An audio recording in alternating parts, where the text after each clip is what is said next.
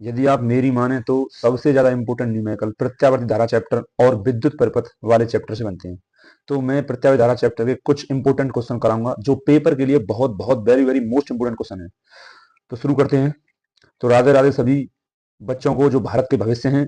तो आज तारीख है 19 दिसंबर और प्रत्यावर्ती धारा के चैप्टर का पहला प्रश्न जो कि प्रीवियस ईयर के पेपर से बहुत ज्यादा इंपोर्टेंट है। तो प्रश्न है, किसी प्रत्यावर्ती परिपथ में एल, सी और आर श्रेणी क्रम में जुड़े हैं। एल का मतलब है प्रेरकत्व, सी का मतलब है संधारित्व और आर का मतलब है प्रतिरोध। तो एल सी आर परिपथ है जो श्रेणी क्रम में है, जैसे कि चित्र में दिखाया गया है। ये आपका एल है, ये आपका सी है और ये आपका आर है। ये तीनों श्रेणी क्रम में जुड़े हुए हैं और ये आपका प्रत्यावर्ती स्रोत है, प्रत्यावर्ती स्रोत, जिससे इन तीनों को प्रत्यय धारा मिल रही है। तो पहला क्वेश्चन है परिणामी विभव। तो आप सब जानते ही होंगे, आपने पढ़ाई होगा कि परिणामी विभव निकालने, और परिणामी विभव निकालने का फॉर्मूला होता है v बराबर रूट में V R square plus V L minus V C का होल स्क्वायर। तो यहाँ पर हमें तीनों के मान दिए हुए हैं। वी आर बराबर दिया हुआ है 12 वोल्ट, और वी एल बराबर है 20 वोल्ट, और वी सी बराबर है 11 वोल्ट। तो आप इन सभी के मान रख सकते हैं इसमें।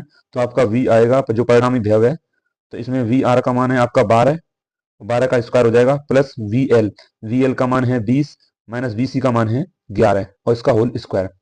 तो v बराबर हो जाएगा आपका रूट में 12 का स्क्वायर हो जाएगा 144 प्लस 20 में से 11 बचेंगे आपके 9, 9 का स्क्वायर हो जाएगा 81, और v बराबर हो जाएगा आपका 144 प्लस 81 225, और रूट में 225 मान होता है v बराबर 15।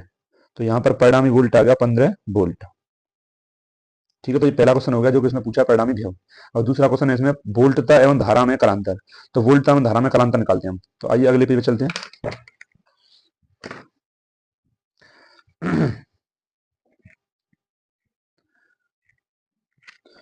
तो दूसरा प्रश्न इसमें पूछा हुआ है वोल्टता और धारा में कालांतर। तो कालांतर होता है फाई, कालांतर को व्यक्त करते हैं फाई से। और एलसीआर परिपथ में आपका कालांतर निकालने का सूत्र होता है टेन फाई बराबर वी एल माइनस वी सी बट्टे वी आर। ये फॉर्मूला होता है आपका कालांतर निकालने का, और तीनों का हमारे पास मान है ये। वी एल आपका 20 और वी सी दिया हुआ आपका 11, और बट्टे वी आर का मान है 12। तो ये आपका हो जाएगा 20 में से 11 का तो 9 और बट्टे 12। आप इसे काट सकते हैं, सिंपल कर सकते हैं। 3 तरह के 9 और 4 तिया 12। तो ये टेन फाई बराबर हो गया आपका 3/4, और कलांतर आ गया आपका टेन इनवर्स 3/4। तो ये आ गया आपका कलांतर। इसे हम बड़े क्वेश्चन बंद कर देंगे इसकी सुरक्षा के लिए। अब इसमें तीसरा प्रश्न क्या पूछा हुआ है। तीसरा प्रश्न इसमें है, आप पीछे देखिए। तीसरा प्रश्न है अनुनाद की अवस्था में प्रतिबाधा की प्रकृति लिखिए और वोल्ट टाइम धारा के मध्य कालांतर रखिए। तो इसमें सिंपल क्वेश्चन है। तो इसमें आप क्या बता सकते हैं कि प्रति अनुनाद की स्थिति में, तो हम लिखेंगे अनुनाद की स्थिति में। तो अनुनाद की स्थिति में हमें पता है कि जो एक्स एल होता है वो बराबर होता है आपका एक्स सी के। इसका मतलब क्या है सर? तो एक्स एल का मतलब होता है प्रेरणिक प्रतिघात, और ये एक्स सी होता है आपका धारतीय प्रतिघात, प्रतिघात।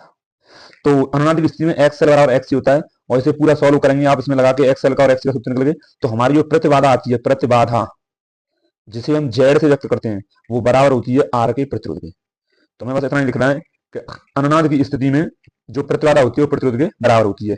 और उसमें पूछा हुआ है कि अनुनाद की स्थिति में कालांतर। तो हम लिखेंगे अनुनाद की स्थिति में कालांतर, कालांतर फाई बराबर, ये हमसे पूछा हुआ है। तो मैं एक बात कहना चाहूंगा कि जब अनुनाद की स्थिति होती है तो पूरे परिपथ का जो प्रतिबाधा होती है वो प्रतिरोध के बराबर होती है। यानी कि इसका मतलब ये है कि पूरा परिपथ ऐसे व्यवहार करता है जैसे एक आर परिपथ व्यवहार करता है। यानी कि हम मान सकते हैं कि पूरे परिपथ में सिर्फ आर परिपथ है, और जब आर परिपथ होता है यानी आर होता है, प्रतिरोध होता है, तब धारा और विभव के बीच कालांतर शून्य होता है। तो यहाँ पर भी अनुनाद की स्थिति में कालांतर आपका शून्य होगा, तो फाई बराबर होगा 0। तो इस प्रकार तीनों क्वेश्चन 2024 में आया हुआ प्रश्न है जो कि इंपोर्टेंट है। तो ये हमने पहला प्रश्न किया है आज, और इसी तरह मैं आपको आगे भी कुछ प्रश्न कराऊंगा जो कि आपके इंपोर्टेंट है बोर्ड के एग्जाम के लिए। यदि वीडियो में कोई आवाज में दिक्कत हो या वीडियो क्वालिटी में कोई दिक्कत हो तो प्लीज उसे कमेंट करें, जिससे मैं उसे अगली वीडियो में सुधार सकूं। Thank you.